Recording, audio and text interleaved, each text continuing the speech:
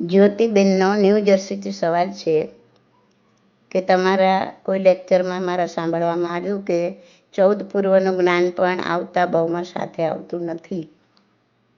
તો મારા સાંભળવા પ્રમાણે કરમી બનતે નમુથુનમ લોગસ અને નવકાર મંત્ર પણ અનાદિના છે. ફક્ત 24ના ભગવાનના નામ જ બદલાય છે. એટલે રોજ તેનું સ્મરણ કરો તો આવતા ભવે સાથે આવે છે. તો આમાં થોડું જરા સમજાવજો.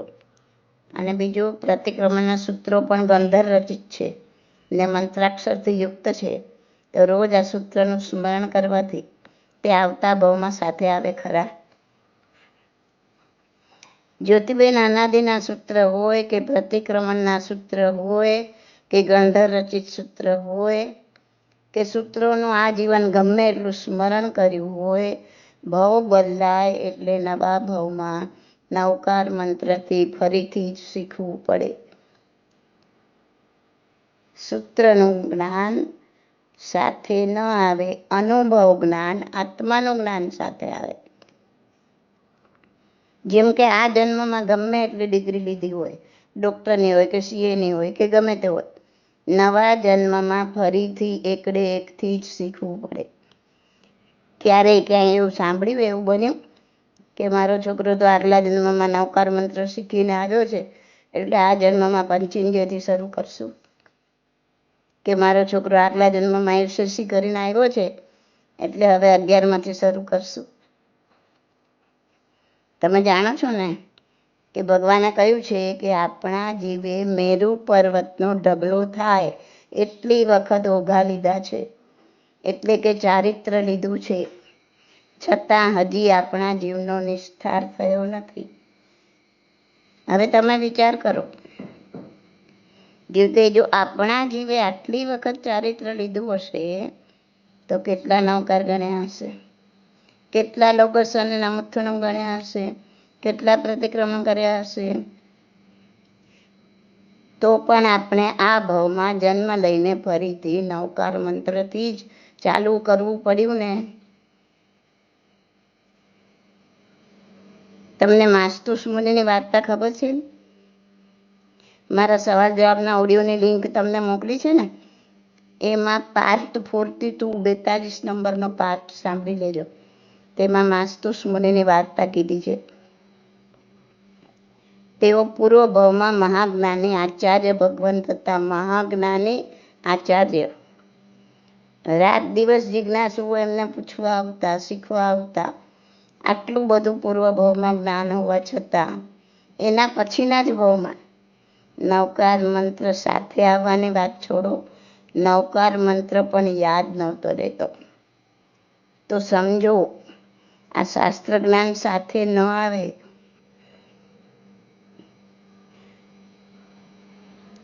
તો સૂત્રોના રટન કરવાથી શું થાય?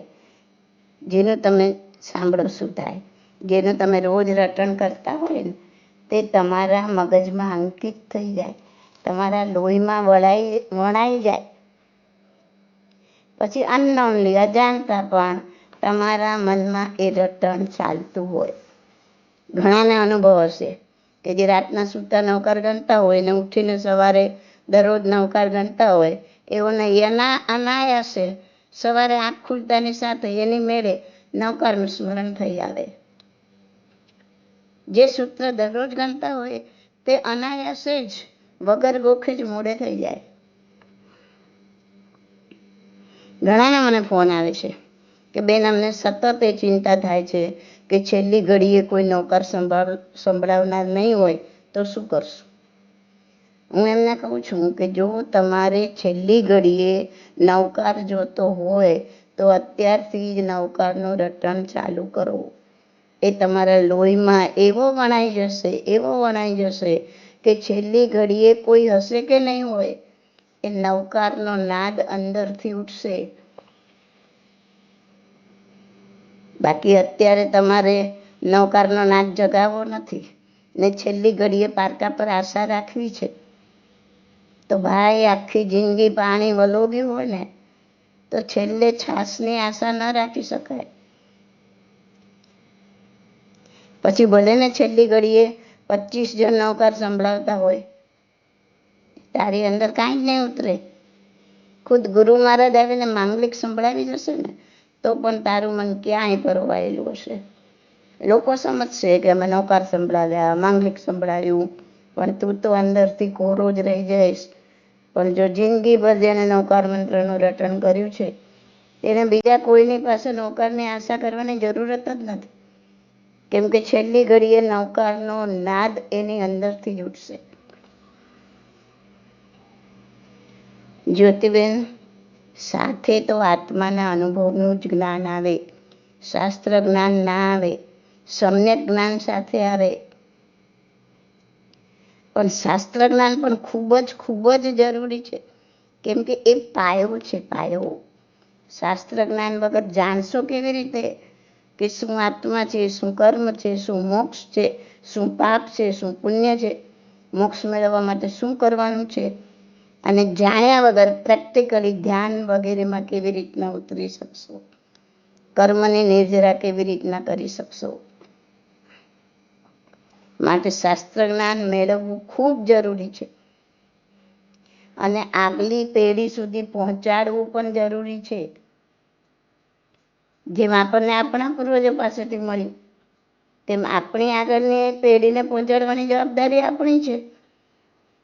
પણ શાસ્ત્ર જ્ઞાન મેળવી ફક્ત રટણ કરીને સંતોષ નથી માની લેવાનો. સ્વઅધ્યાય, ધ્યાન અને કાયોત્સર્ગ એના દ્વારા કર્મની નિર્જરા કરી આત્માને મુક્ત કરવા તરફ ડગલા ભરવાના છે. હા, રટણ કરવાથી એટલો સમય તમે જેટલો સમય રટણ કરો એટલો સમય તમે શુભમાં રહેશો. કેમ કે તેટલો સમય તમે કોઈની નિંદા કુથલી કે આર્ત ધ્યાન કે અશુભ ચિંતન નથી કરી રહ્યા. તો જેટલું વધારે ટાઈમ સૂત્રોનું સ્મરણ કરશો તેટલો વધારે ટાઈમ શુભ ધ્યાનમાં રહેશો. ક્યારેક એવું પણ બને કે કોઈ ભવમાં મંત્રાક્ષર સાંભળતા પૂર્વજન્મ દેખાઈ જાય, યાદ આવી જાય પૂર્વજન્મ કે આવું મેં ક્યાંક સાંભળ્યું છે. જાતિ સ્મરણ જ્ઞાન થઈ જાય અને સત્ય શું છે એ સમજાઈ જાય ને આત્માને સાચી દિશા તરફ આપણો આત્મા વળી જાય. પણ એવી કોઈ અપેક્ષા સાથે કોઈ સૂત્રોનું રટણ કરવાનું નથી. કેમ કે અપેક્ષા સહિત કોઈ ધર્મ થતો જ નથી. તો યાદ રાખો, શાસ્ત્ર જ્ઞાન સાથે નથી આવતું, પણ જો શાસ્ત્ર જ્ઞાનનો સાચો ઉપયોગ આ ભાવમાં જ કરતા આવડે તો આ ભાવ સુધરી જાય. તેના દ્વારા અનુભવ જ્ઞાન, આત્માનુભવ મેળવી શકાય, સમ્યક દર્શન, સમ્યક જ્ઞાન મેળવી શકાય, જે આવતા ભાવમાં સાથે આવે છે. બાકી નવકાર મંત્ર વગેરે સૂત્રો હંમેશ માટે અર્થથી શાશ્વત જ છે. બધા જ તીર્થંકરો એક સરખી જ પ્રરૂપણા કરે છે.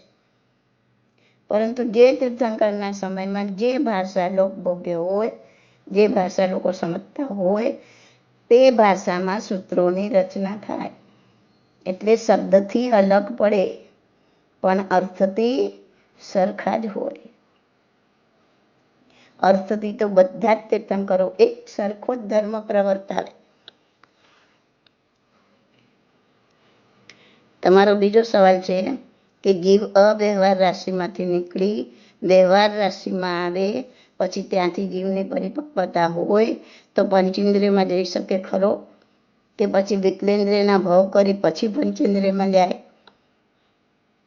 હા બેન, જીવ અવ્યવહાર રાશિમાંથી નીકળી વ્યવહાર રાશિમાં આવે પછી ત્યાંથી જીવની પરિપક્વતા હોય તો તે પંચેન્દ્રિયમાં જઈ શકે.